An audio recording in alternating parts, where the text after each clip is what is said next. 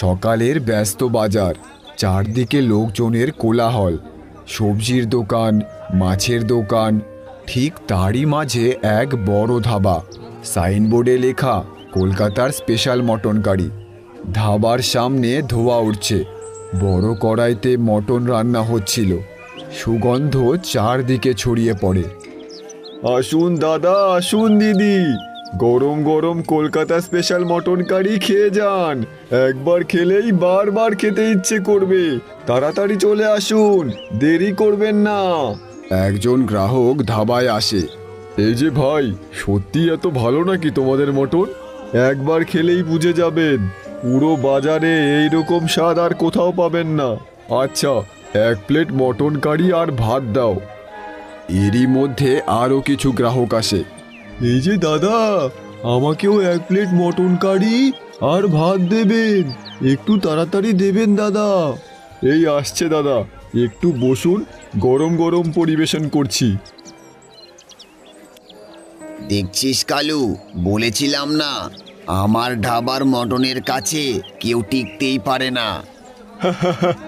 একদম ঠিক বলেছেন মালিক, আজ তো দেখছি ভিড় সামলানোই মুশকিল হয়ে যাচ্ছে। গ্রাহকরা খাচ্ছে, কেউ খেতে খেতে প্রশংসা করছে। ওরে বাবা, এই মটনের স্বাদ তো একদম আলাদা, এমন মশলার রান্না জীবনে খাইনি। ঠিক বলেছেন দাদা, একদম কলকাতার বড় বড় হোটেলের মতো স্বাদ। কেষ্ট দূর থেকে শুনে গর্ব করে বলে, এই তো চাই আমার ধাবার নাম পুরো জেলার মধ্যে ছড়িয়ে পড়বে একদিন।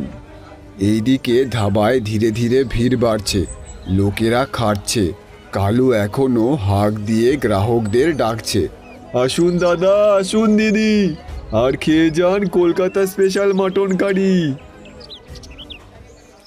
রাতে ধাবা বন্ধ করার সময় কেষ্ট টাকা গুনছে। পাশে কালু দাঁড়িয়েছিল। এই দেখ কালু, আজকের আয় দেখেছিস, অনেক লাভ হয়েছে। কেষ্ট টাকা গুনে খুশিতে চোখ বড় বড় করে ফেলে। এত লাভ আগে কখনো হয়নি। আমার ধাবার মটন কারি এখন পুরো গ্রামে হিট হয়ে গেছে। হ্যাঁ দাদা, সবাই তো আপনার মটন কারিরই কথা বলছে। কেষ্ট একটু চিন্তিত মুখে বসে, তারপর ধীরে ধীরে চতুর হাসি দেয়। হ্যাঁ, যখন জনপ্রিয় হয়েছে তখন দাম বাড়ালেই তো আরো বেশি লাভ হবে, আর দাম বেড়ে গেলেও লোকেরা তো খাবেই। কেষ্ট উঠে দাঁড়ায়। এই কালু, শোন। হ্যাঁ দাদা, বলুন। আগামীকাল থেকে মটন কারির দাম 150 টাকা থেকে 300 টাকা করে দিবি। কি দাদা, এতটা বাড়াবেন? হ্যাঁ, লোকেরা আমার ধাবার মটন কারির জন্য পাগল। দাম যাই হোক, খেতে আসবেই। কালু একটু চিন্তিত মুখে চুপ করে থাকে। পরদিন সকালে ধাবার সামনে আগের মতোই ভিড়। গ্রাহকরা খেতে এসেছে। কিছু গ্রাহক খাবার শেষ করে বিল দিতে আসে। এই নাও ভাই, এক প্লেট মটন কারির দাম। না দাদা, আজ থেকে দাম বেড়েছে, এখন এক প্লেটের দাম 300 টাকা। কি বলছো? কাল পর্যন্ত তো 150 টাকাই ছিল, হঠাৎ এত বাড়লো কেন? এটা তো একদম অন্যায়, আমরা তো প্রতিদিনই এখানে খেতে আসি। শুনুন দাদা, এই মটনের স্বাদ কিন্তু সবার ভাগ্যে জোটে না। যদি খেতে চান তাহলে দাম দিতে হবে, না হলে অন্য কোথাও যান। এইভাবে কথা বলছেন কেন? আমরা কি ভিখারি নাকি? ভিখারি না হলে এত প্রশ্ন করছেন? গ্রাহকেরা অপমানিত হয়ে, চলো ভাই, এখানে আর আসা যাবে না। স্বাদ যতই ভালো করুক না কেন, কিন্তু অপমান সহ্য করব না। ঠিক বলেছ দাদা, এরা শুধু টাকার দাম বোঝে, মানুষের না। গ্রাহকেরা ধীরে ধীরে ধাবা ছেড়ে চলে যায়। ভিড় কমতে থাকে। যেতে দে, আজ না আসুক, কাল আবার ঠিকই আসবে। আমার ধাবার মটনের লোভ কেউ সামলাতে পারবে না। বেশ কিছুদিন এভাবেই চলে। ধাবায় এখন আর আগের মতো ভিড় নেই, কয়েকটা টেবিল খালি। কম লোক আসুক, কিন্তু যেই আসবে তার কাছ থেকেই বেশি টাকা নিয়ে আমার লাভ হয়ে যাবে। এটাই ব্যবসা। ওই সময় ধীরে ধীরে এক বৃদ্ধ গ্রামবাসী ধাবার সামনে আসে। মুখে তার ক্লান্তি আর ক্ষুধার ছাপ। কেষ্ট বাবা, আজ হাতে একটাও টাকা নেই। যদি এক প্লেট মটন কারি একটু বাকিতে খাওয়াতে, কাল টাকাটা দিয়ে দেব। খুব খিদে পেয়েছে বাবা, তাই বলছি। কেষ্ট একটু থেমে বৃদ্ধের দিকে তাকায়। ধুর বুড়ো, এটা কি আপনার বাড়ি নাকি? এটা ধাবা, ধর্মশালা নয়। কেষ্ট উঠে দাঁড়িয়ে হাত নেড়ে তাড়ানোর ভঙ্গি করে। এখানে খেতে হলে নগদ টাকা দিতে হয়। টাকা নেই তো রাস্তা মাপুন। চলুন চলুন, এখানে দাঁড়িয়ে থাকবেন না। বৃদ্ধ একটু কেঁপে ওঠে, লজ্জা আর অপমানে মাথা নিচু করে। এত অহংকার ভালো না বাবা। একদিন না একদিন এর ফল ভুগতেই হবে। এইসব জ্ঞান আমাকে দিতে আসবেন না। আমার ধাবার মাটন কারির স্বাদ নিতে হলে পকেটে গরম টাকা লাগবে, বুঝলেন? বৃদ্ধ আর কিছু না বলে ধীরে ধীরে ঘুরে চলে যায়। ঠিক তখনই রাস্তার পাশ দিয়ে দীনেশ হেঁটে যাচ্ছিল। সে পুরো ঘটনাটা দেখে থেমে যায়। হায় রে, মানুষ এতটা নিচে নামতে পারে। দীনেশ বৃদ্ধ চলে যাওয়ার দিকে তাকিয়ে দীর্ঘশ্বাস ফেলে।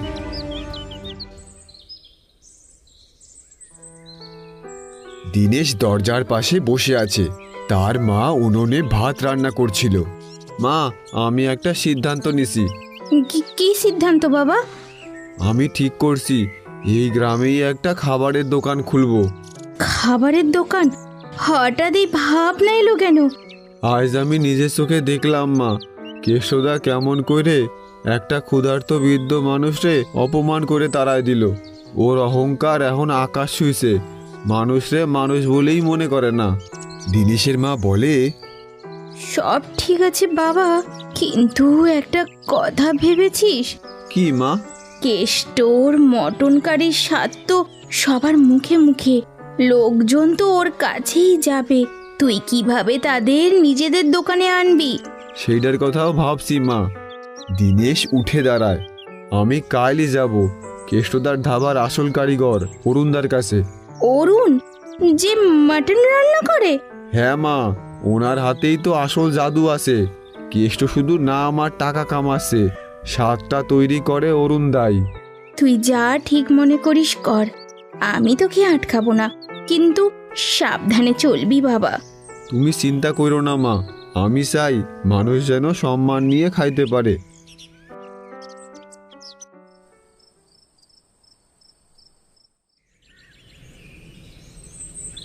পরদিন সকালে দীনেশ অরুণের বাড়ি গিয়ে অরুণকে ডাক দেয়।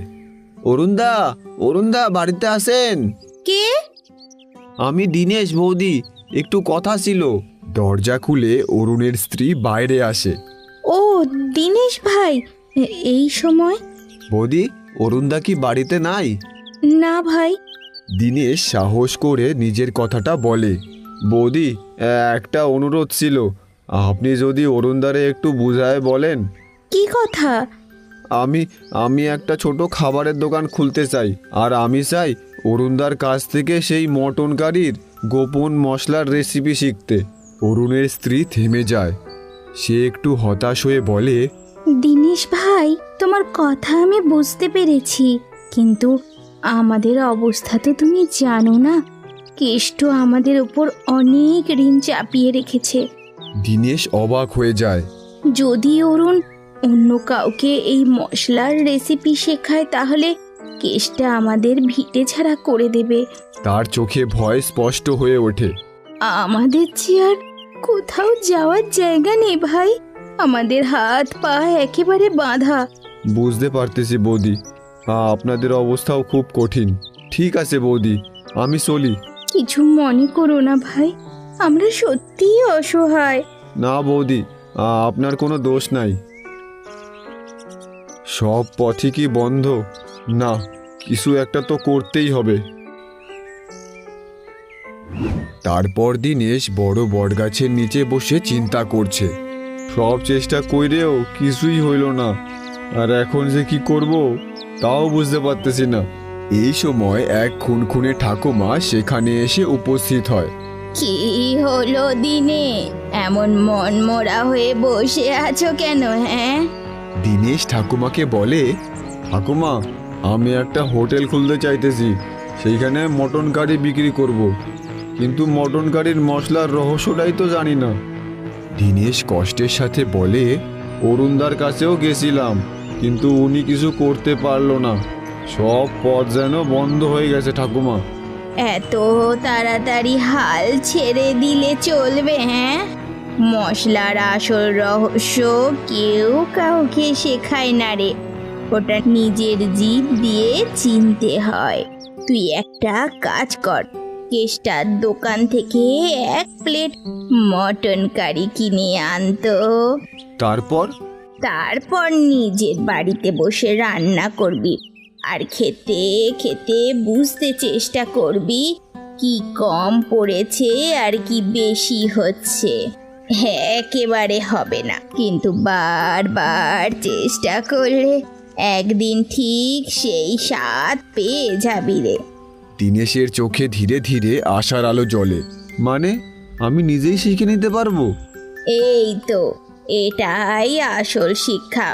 পরিশ্রম আর ধৈর্য থাকলে কোনো কিছুই অসম্ভব না। দীনেশ উঠে দাঁড়ায়, মনে নতুন আত্মবিশ্বাস। অনেক ধন্যবাদ ঠাকুমা, আমি কাল থেকেই চেষ্টা শুরু করব। এই তো আমার দিনেশ, মনে রাখিস, হার মানলে তবেই হারা, না হলে তুই জিতবি। পরদিন দীনেশ বাজার থেকে রান্নার সব জিনিস নিয়ে আসে, আর কেষ্টর ধাবার থেকেও 1 প্লেট মটন কারি কিনে নিয়ে আসে। তারপর দীনেশ তার বাড়ির রান্নাঘরে মশলা গুঁড়ো করে, আর তারপর মটন কারি বানাতে শুরু করে। দীনেশ একবার কেষ্টর ধাবার মটন কারি খেয়ে দেখে, এই স্বাদ আমারে আনতেই হবে, মাপ মতো মশলা দিই। আবার মটন কারিতে নুন মশলা দিয়ে রান্না করে। তারপর সে আবার খেয়ে দেখে, না, এখনো ওই রকম স্বাদ আসে নাই। দীনেশ আরও অনেকবার একইভাবে চেষ্টা করে। এইদিকে দিন থেকে রাত হয়ে গেছে, এইবার খায়ে দেখি। খেয়ে সে বলে, এই তো সে স্বাদ, আমি পারছি, এইবার স্বাদটা কেষ্টদার মটনের থেকেও ভালো হয়েছে, আমি কাল থেকেই দোকান দেব।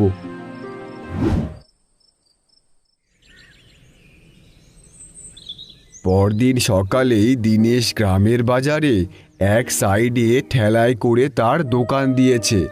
দীনেশের মটনের গন্ধ ছড়িয়ে পড়েছে। দীনেশ গ্রাহকদের ডাকতে শুরু করে, আসুন আসুন দাদা দিদি, আর খেয়ে যান কলকাতার খাঁটি মটন কারি, ঘরোয়া মশলা দিয়ে তৈরি, স্বাদে সেরা, দামে কম, একবার খায়ে দেখুন। দুজন গ্রামবাসী কৌতূহল নিয়ে এগিয়ে আসে। আরে দীনেশ দা, তুমি মটন কারির দোকান দিয়েছো, ভালো করেছো। নতুন দোকান, কিন্তু গন্ধ তো খুব ভালো আসছে রে। কত টাকা প্লেট দাদা? 100 টাকা প্লেট। কি বলছো দাদা, মাত্র 100 টাকা? দাও তাহলে আমাদের দুজনকে 1 প্লেট করে। তারপর লোকগুলো মটন কারি খেয়ে বলে, আরে দীনেশ দা, তোমার এই মটনের স্বাদ তো কেষ্টর মটনের থেকেও সেরা। হ্যাঁ রে, আর দামও অনেক কম, এটা তো একদম সেরা ব্যাপার। এখন থেকে আমরা এখানেই খাবো, এখানে সম্মানও আছে আর স্বাদও আছে। এই নাও দাদা টাকা। ধন্যবাদ সবাই রে, আপনাদের ভালো লাগলে আমার পরিশ্রম সার্থক। ঠেলার সামনে ধীরে ধীরে ভিড় বাড়তে থাকে। কেষ্টর ধাবায় আগের মতো ভিড় নেই। কেষ্ট এক কোণে বসে আছে, মুখে তার রাগের ছাপ আর চোখে হিংসা। সব ওই দীনেশের জন্য এতদিন পর্যন্ত আমার ধাবায় ভিড় লেগে থাকতো, আর আজ ফাঁকা। সে দাঁড়িয়ে এই দিক ওই দিক পায়চারি করতে থাকে। এই ছোকরাটা আমার পেটে লাথি মারছে, এভাবে চলতে দিলে তো আমি শেষ হয়ে যাব। সে তার কর্মচারী কালুকে ডাকে, এই কালু, এখানে আয়।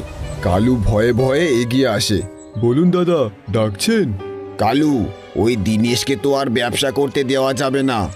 শোন, আজ দীনেশের ঠেলাতে আগুন ধরাতে হবে, বটু একটু চমকে যায় আর বলে, কি বলছেন দাদা? আগুন ধরিয়ে দেবেন? হ্যাঁ, আর এই কাজটা তুই করবি। কেন দাদা? বটু তো নিজের কাজ করছে, ও তো কারো ক্ষতি করেনি। আমাকে জ্ঞান দিস না, আমি যা বলছি তাই কর।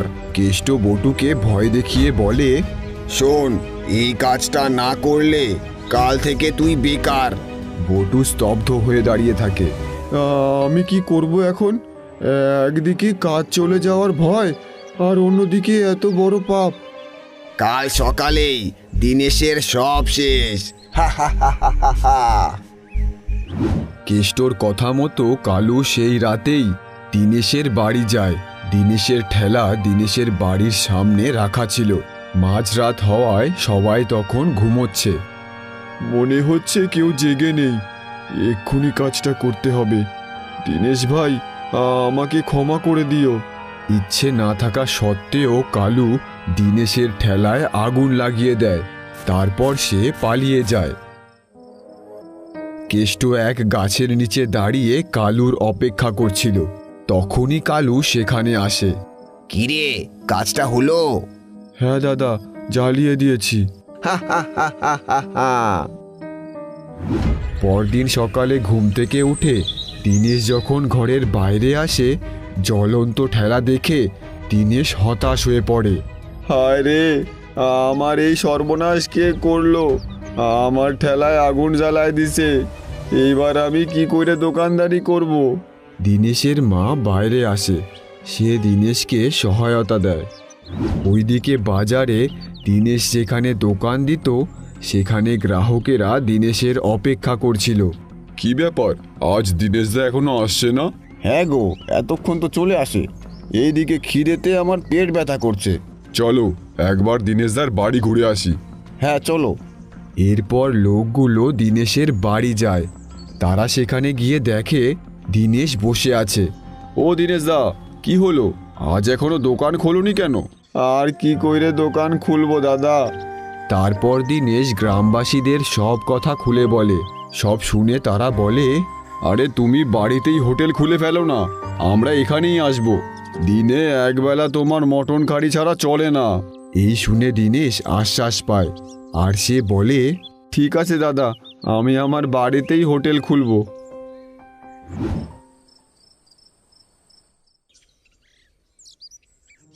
পরদিন সকালে দিনেশ তার বাড়ির সামনে হোটেল খোলে। সে বাড়ির সামনে একটা বড় সাইনবোর্ড লাগিয়েছে। সেখানে লেখা দিনেশের কলকাতা মটন কারি। সেই বড় সাইনবোর্ড দেখে আগের তুলনায় এখন আরও বেশি গ্রাহক দিনেশের হোটেলে আসতে শুরু করে। না, ঠেলা থেকে তো বাড়িতেই বেশি গ্রাহক আসতেছে। এই দেখে কেষ্ট রেগে গজগজ করছে। ঠেলা জ্বালানোর পর তো এখন দিনেশ দেখি বাড়িতে হোটেল খুলেছে, আর এখানে আরো বেশি গ্রাহক আসছে। না, কিছু করে এটাও বন্ধ করাতে হবে। কেষ্ট পকেট থেকে একটা ছোট শিশি বের করে। এটা হলো পেট খারাপের পাউডার। এই পেট খারাপের পাউডার আজ রাতে দিনেশের বাড়ি গিয়ে ওর রান্না করার মশলায় মিশিয়ে দেব।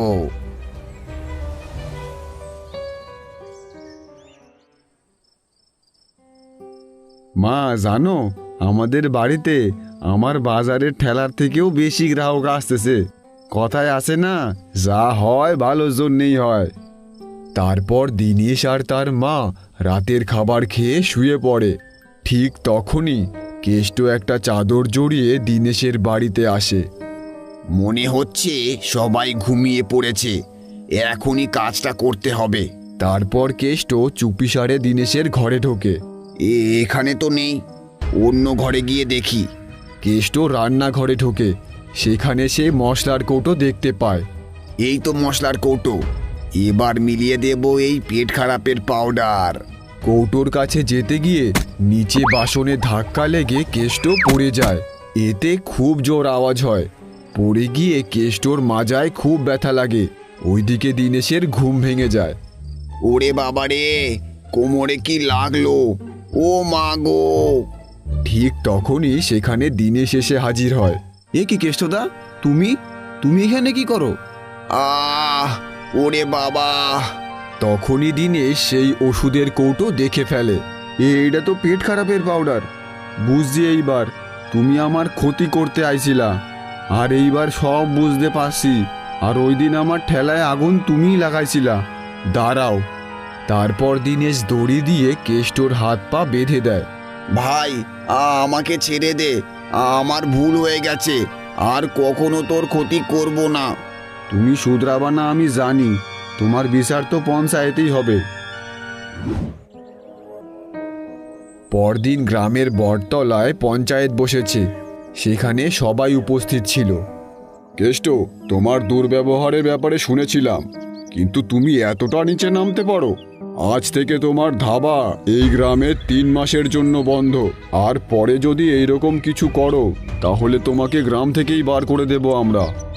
তারপর কেষ্ট মাথা নিচু করে সেখান থেকে চলে যায়।